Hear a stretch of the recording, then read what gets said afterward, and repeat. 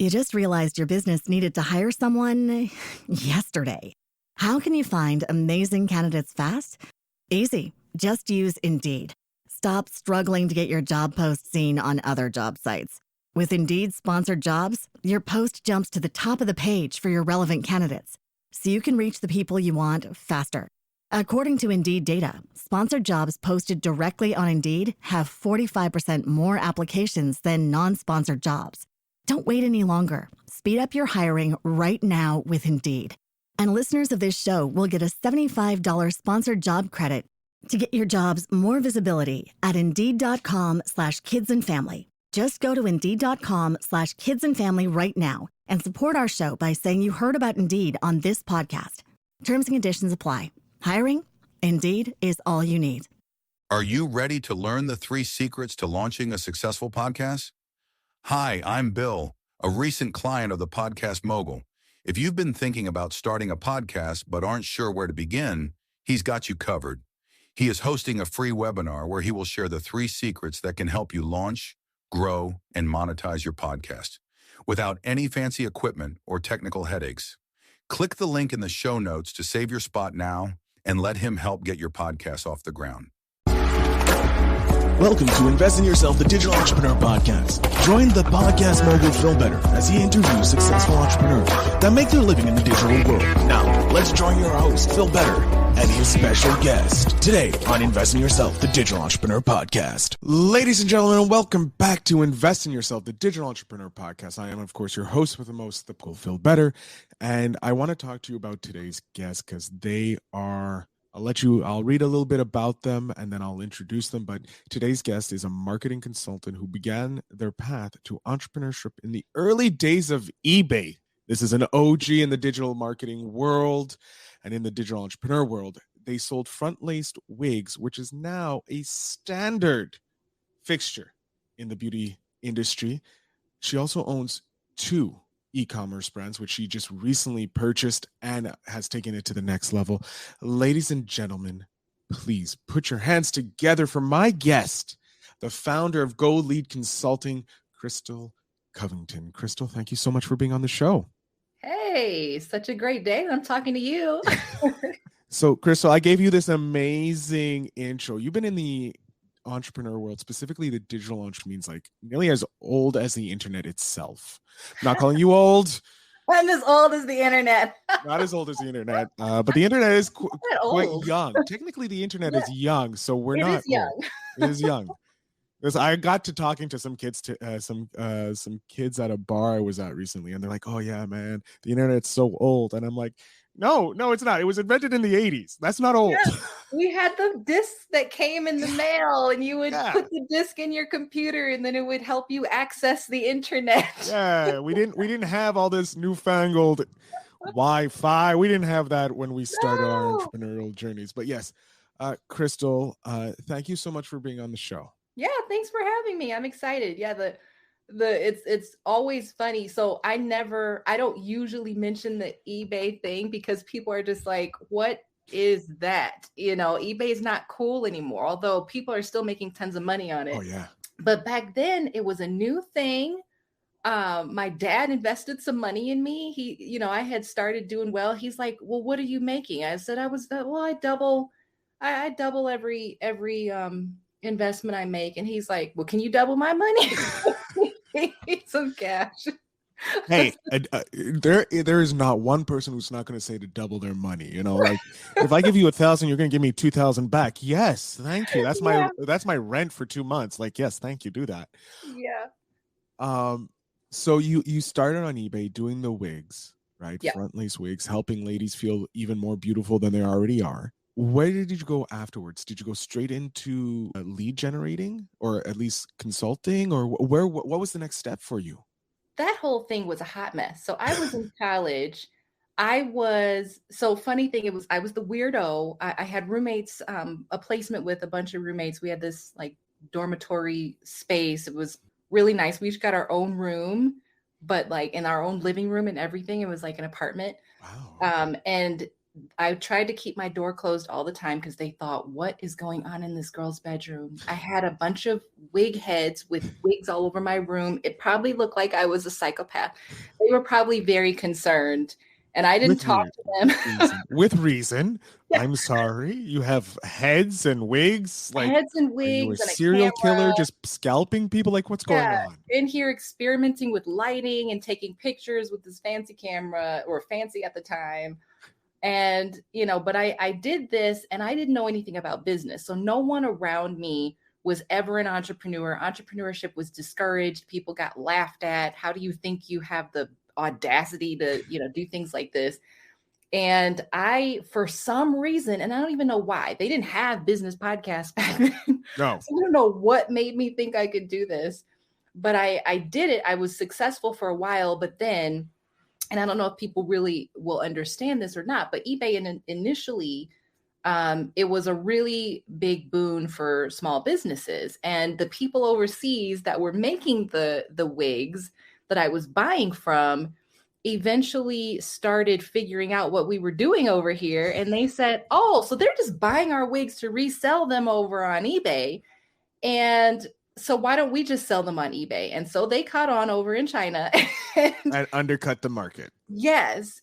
And so I couldn't keep enough volume to make it worth doing that. I was losing money. So I sold off what I had purchased at a loss. And then I didn't know what to do financially. I just messed it all up. And so I had this bankruptcy, like I was bankrupt basically in college. And I was like, I don't know what to do. So, cause I had used debt to pay for that inventory. My dad had given me a little bit of money, but I went way over and above what I had gotten from him. And I had already paid him back his investment money.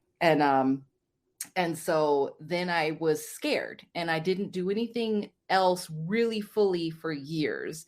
Then I kind of dabbled in, okay, well, I'm making jewelry. I had taken up this jewelry hobby and I started selling jewelry on Etsy in the early days of Etsy. Etsy had just come up and it was really cool. I formed relationships with people that were my customers and started learning a little bit more about how marketing and selling on the internet worked.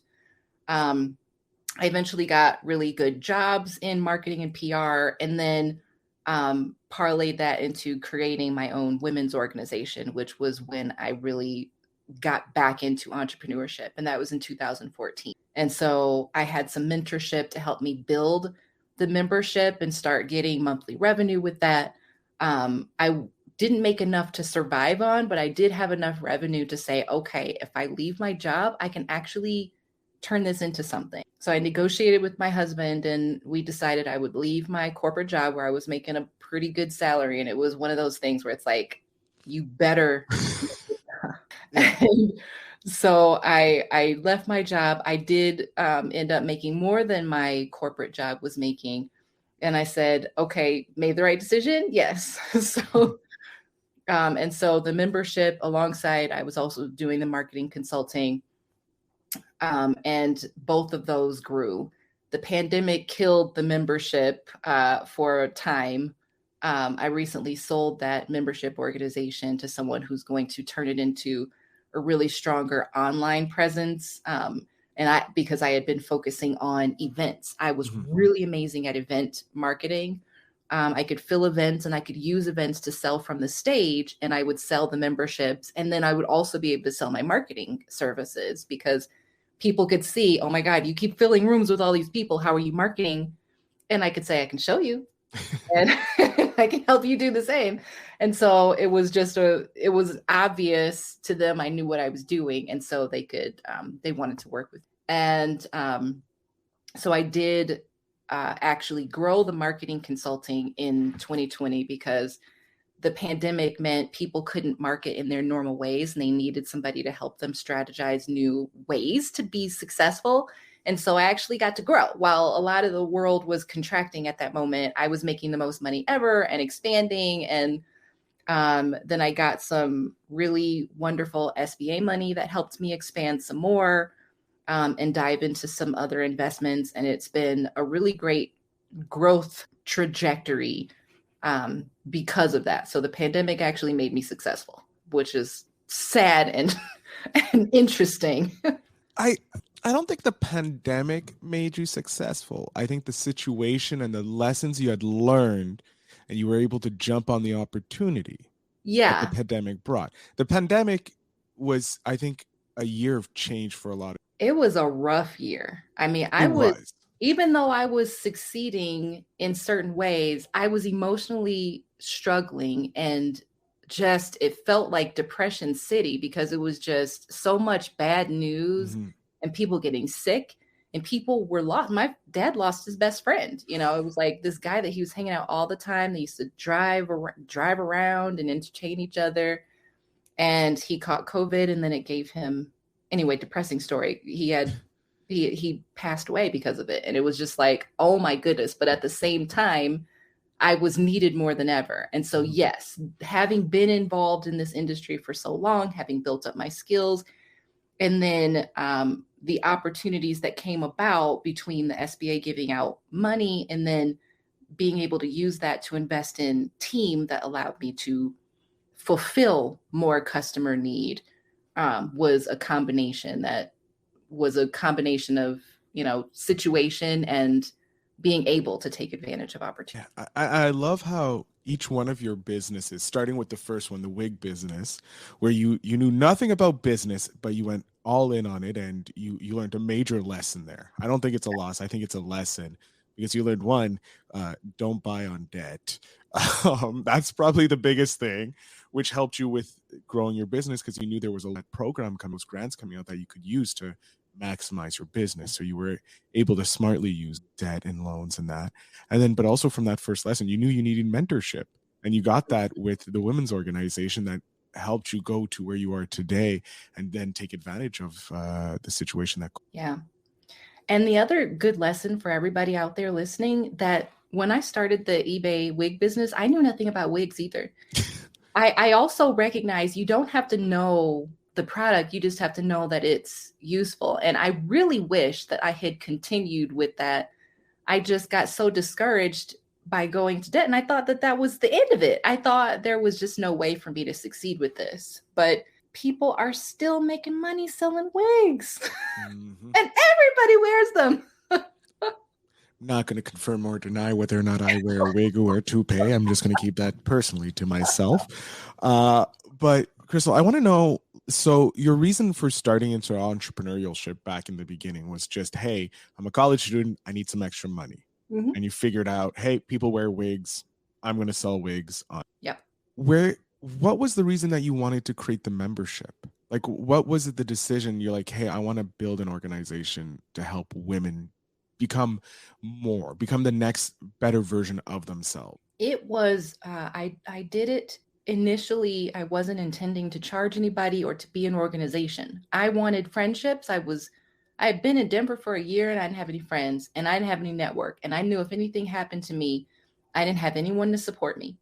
And so I needed to build that. And I normally used to do volunteerism, and volunteerism was how I built my networks before.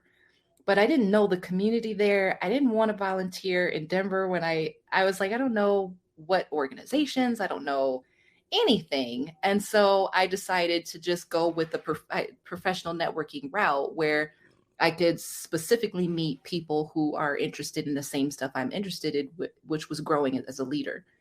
And so I had events where I was spending money. So I spent hundreds of dollars just, paying for a venue, buying people food, and I just posted them as free opportunities to connect. But then I did this for like 6 months for free. And then I realized, okay, I spent enough money now and I have people now, I'm good. And so I stopped hosting them. And then I started getting these emails from people saying, where are you? And so I realized they needed it, but if it's for them and it's not for me anymore, then people need to be paying me for this. And so I ended up finding a mentor who, she had built a organization and was willing to spend hours on the phone telling me how she did it and how to formulate mine. And so through her guidance, I took everything she told me and I just did it. And it worked.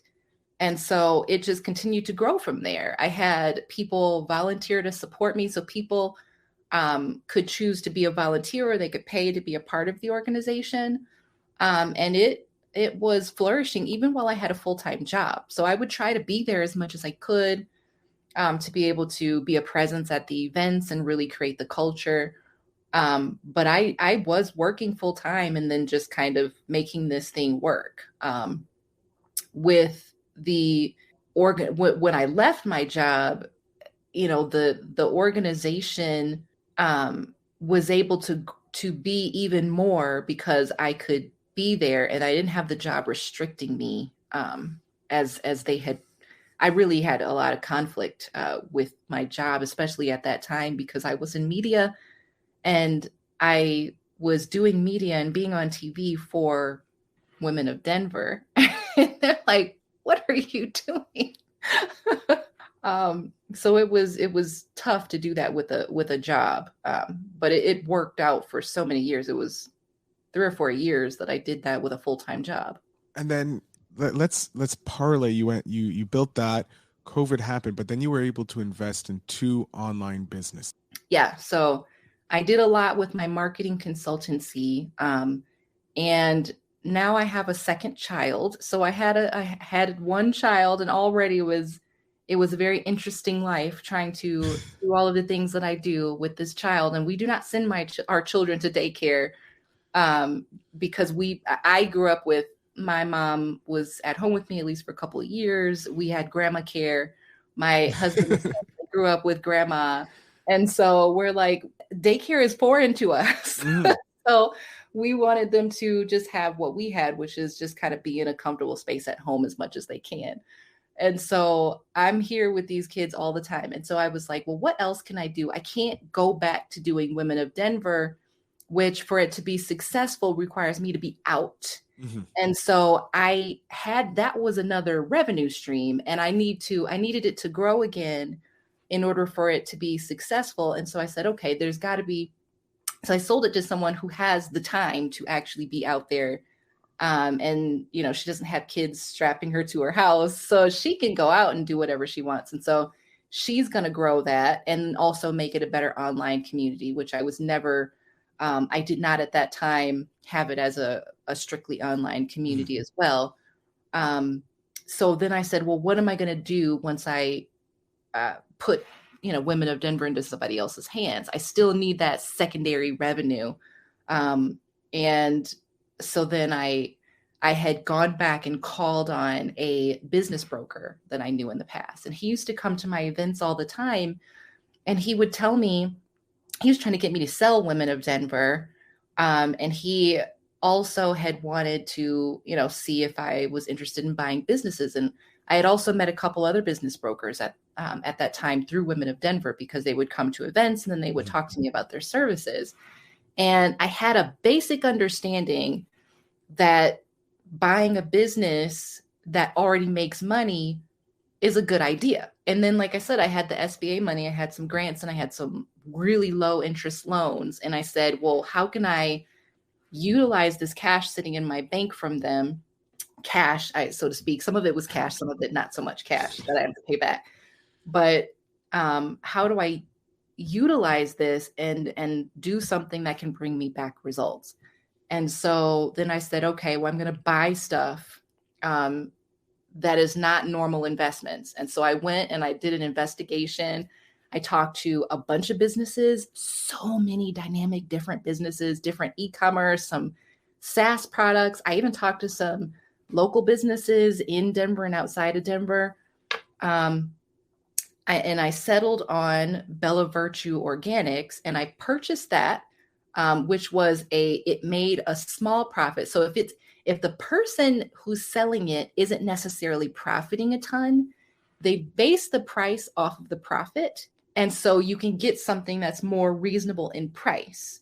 And so I was able to, look at what she was doing. And I said, you know what, I know where I can squeeze a couple extra dollars out of it. Yes. And so almost immediately I started, I reduced the expenses enough to make an extra $1,000 a month with that business. And I'm working on now The sales are growing as well without doing the things that she was doing, because she was using TV advertising, which is quite expensive. Yeah. And then she was using a lot of Amazon PPC, which is quite expensive. And so the things that I'm doing now, which, we reduced the Amazon PPC and focused more on Amazon SEO, which is a lot of work. And you just do one product at a time and work on that.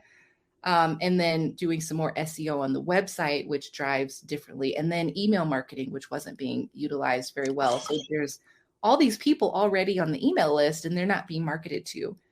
And so just creating these basic systems and focusing on things that are a little bit cheaper, like the SEO and email marketing versus the PPC and the TV ads, help to make that even more profitable. So looking for, just for anybody that wants to do what I did, looking for low profit businesses that you have the skills to like fix what was making it not profitable pretty quickly, can give you a chance to get something at more of a bargain price, because you buy the business based on their profit for 2 or 3 years. And so that's been going really well. And then the other e-commerce that I got was actually starting from scratch. Yeah, this is the one I'm interested in. This is an interesting, because it's a developing field right now. It's a wide open industry. It's wide open to a degree, but it is much harder. So it's like day and night. Going into Bella Virtue Organics already has customers. It has a brand. Everything is already created. It's easy peasy. I went in there and I'm just like, oh yes, I'm already profiting. Pet Craves, which I am just passionate about CBD. I purchase and buy CBD. I have my little CBD creams for my back and the ingestibles and all this stuff. I had started being interested in it again from Women of Denver. Everything in my life was from Women of Denver. I'm still going to be a member forever. There you go. But I had an event, and it was 2020, again, 2020, but 2020, I was having my last event. And I was so stressed out because everything was going wrong. I couldn't figure out how to run an event with half the people decided to be on Zoom because nobody wanted to come be in person. I couldn't figure out the technology. It was messing up. And I had the event going. I had, oh my gosh, I can't remember all the things that were going wrong. But then I had somebody nudging me saying, hey, things are starting to get shut down. And like people, it was crazy. And then someone fell, an older person who was there, who ended up, it was like the kind of place where you walk up steps and then you have these risers that people are sitting on. And she was going up the stairs to her seat, or coming down the stairs. She's coming down the stairs and she fell flat on her face and was all bloodied. It was so crazy. So all the things are happening. 2020 is happening and everything is getting shut down while I'm at this event where there's a bunch of people there and I have a kid at home and I'm just like, am I going to end up sick? Are we going to, what's going on? Jesus. And then this woman falls and I completely broke down in tears in front of everybody. And I mean, it's half attendance, but there's still a lot of people in the room. And I just break down. I'm standing in front of the room. And then somebody goes and takes the microphone from me and takes the stage. And then this CBD person that was there selling her products, she hands me like 5 CBD. She's like, just take these right now. You need them. Eat these right now. 20 minutes later, you're in space going, where am I? And then I was so much better. I was like, imagine. I bought like 5 packages. I said, if that isn't like proof of concept that CBD works, hell is broken loose at this event. Oh this my God. person is normal thanks to CBD. It was so crazy. And then I used those up through the first week, through that next week, because my whole business was shut down. Okay, well, I'm just going to eat gummies for the rest of the week. That's life now. Oh my gosh. So then I was like, this is good. So I just continued consistently buying CBD to just have it. And it's just, I know that this is a growing field. So getting into it, it's been wild because it's treated like weed. I'm not selling weed, but the banking was difficult. I had to find a bank. I pay high fees at the bank. I had to figure out payment processing and apply for special payment processing licensing. And so there's all these hurdles and barriers. And even like advertising, I can't advertise. I can't, like, no one. So I found Taboola allows me to advertise, but I can't do Google. I can't do Facebook or Instagram. I have a solution for you. Ooh, Podcast. okay. I'm podcasts are my bread and butter. I love podcasts, and I know there's probably a lot of weed-based podcasts or marijuana-based podcasts that you can Yeah. reach out to and say, "Hey, I have CBD for dogs and cats. So would you be interested in either an affiliate link that they get paid for like 5% or something, kind of like Amazon, or you pay them a CPM or something like that for an ad that they can read in their podcast." And now, not only that, because it's read in the podcast, that episode is there forever. Ooh, I like that. So you pay once and you get lifetime usage. I would suggest, if you're going to do that, maybe give an affiliate link so that they can also earn money on it. But that's an advantage that you have with podcasting, because it's a very low cost, and there's a lot of podcasts that you can reach out. Pet podcasts, anything that talks about pets, you can do the advertising on there. Nice. Thank you. You're welcome. Look at me helping out you. Look at me on a podcast, understanding that I should be advertising on podcasts. Personally, I think every business should have a podcast because it's pure content for the business. Yeah. It's testimonials if you're doing that route. It could be educating people about the products or services that you offer. Dentists could have and just give them, okay, this is how you do a floss. And now, instead of them getting that lesson once, you can say, hey, look, here's my podcast. It's the 5 steps to have a better mouth. Easy peasy, beautiful cover girl type of smiles, Yes. But anyways, that's not about me. This is about you, Krystal. And so you're growing this new business. You're having all these difficult hoops you have to jump. Oh my goodness. So for this one, it's actually been best in person. And so little things like small shows, bringing the product out, and people want to get it there. So they want to get it there or through my neighborhood group. So it's kind of been like I went through a smaller process of like, hey, do you want some of this? Oh yeah. So that's the process I've been going with that one. But I will go and do what you're suggesting. I had gone and started advertising. I just started a week ago, Audio Go, which advertise on podcasts, but I prefer your idea, which is it lives on the podcast if I go directly to the source. Yeah. And then we've been working on SEO, so we get pretty good SEO traffic, but it was one of those things where I was very surprised because I thought, okay, this is legal.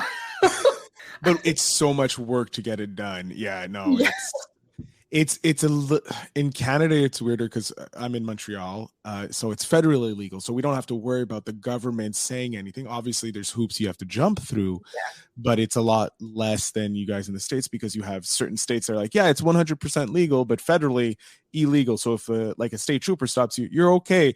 But if like the FBI stops you, you're screwed because it's federal.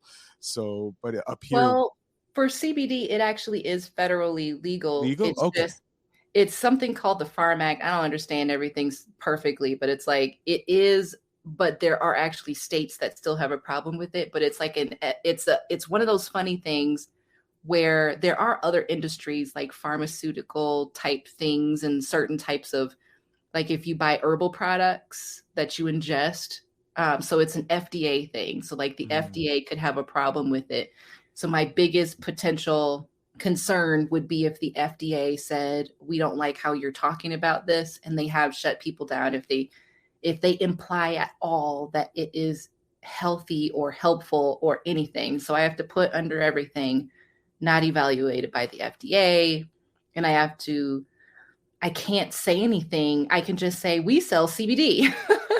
And, I can say like dogs have a cannabinoid system just like we do in our brains.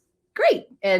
But people have to already know the benefits when they come to the website. I can't sell them on the benefit. And so until they change anything in the laws or we get new updates or something like that, I can't do that. Or if there's really credible research that comes out that the FDA says is cool. So that makes that's another interesting challenge, but it's more so the FDA is the concern, just as any herbal company might experience. And not so much like the government telling me what I'm doing is illegal. Okay. That is what's interesting is apparently there's harsher rules for alcohol when they advertise. So it's like, it's very interesting because like I was listening to another podcast that had Mr. Beast on and talking about, because he runs his own food company with Beast Burger and Feastables, which is a chocolate bar, where it's not that really regulated anymore. Oh. And then you have him talking to these podcasters. Unfortunately, I can't remember the name of the podcast. I think it was the Nelk Boys. I'm not sure. They have their own alcohol, and how they're not allowed to talk about other alcohol brands in the space. So it's like, whereas in like the food, you can diss Pepsi if you're Coke, or if you're not one of those, you can diss them. Whereas in the alcohol, you're not allowed because it's very regulated, because the temperance movie. So it's interesting seeing that the same with something that's openly legal, that has been a lot of documentation shows that CBD has helped humans throughout time all over the world, and that it's still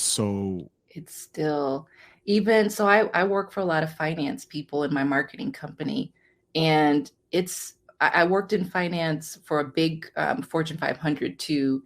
And we had to go through legal for everything, because you can say the tiniest thing and it could be a legal nightmare. And so working for these finance people, it's so hard, because finance, they can't say anything. They can't say that they can help you. I can provide you advice. That's it.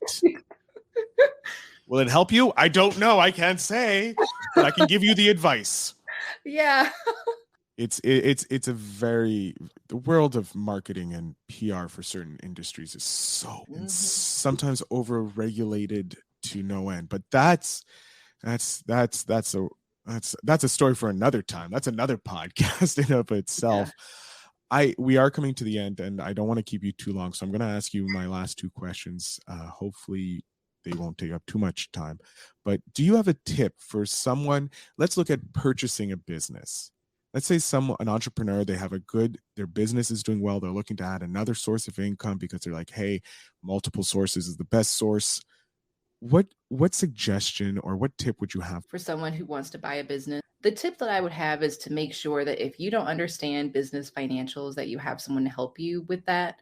I do believe in multiple income streams, and that takes away the pressure of one income stream to be successful. I also know that that's how I lasted through the pandemic, because when one income stream, which was actually 60% of my income, was Women of Denver and those events, when one income stream broke down, then I could lean on the other one, and then that one grew. So I always believe in multiple streams. I also always believe in understanding the financials. And if you don't have somebody really help you, because some of these businesses are busted, and some of them are really, really complicated, and you don't want to deal with them. I love it. All right. We're going to jump to the spark question. And I have to say, having someone who understands financials is so important when you're purchasing a business, or if you're going to go loans or anything like that, how it can help you take your business. This is good. What about your life is different today than it was a year ago? Well, first one, I have an 8-month-old little girl to add to my 3-year-old. And so that's definitely very different. I also have a lot less hair. Just a couple of weeks ago, I chopped my hair off. I'm still working on figuring it out. But when I had my daughter, she changed my hair texture. So I went from a coily curl to this sort of wavy curl. So you could see this kind of change in half my hair, and it looked so silly to me. I could see it. It was, and the top part was looking straight because it couldn't do what it was wanted to do. So I just said, let's cut it off. So I have half the hair, well, probably one third the hair that I had before, and I have a new human. That is a huge change. Yeah. Krystal, I'm going to jump off the screen here.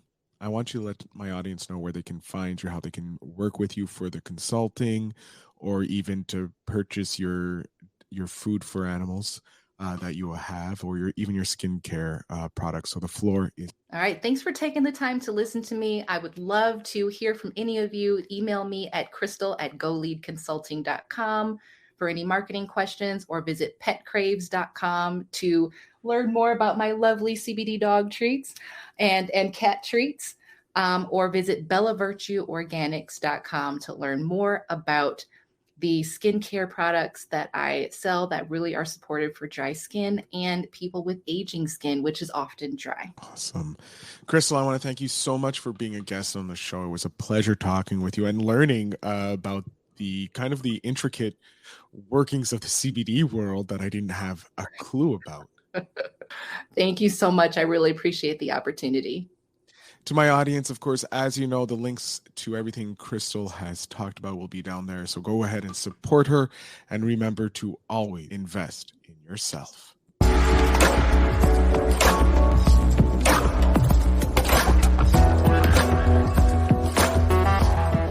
Thanks for tuning in.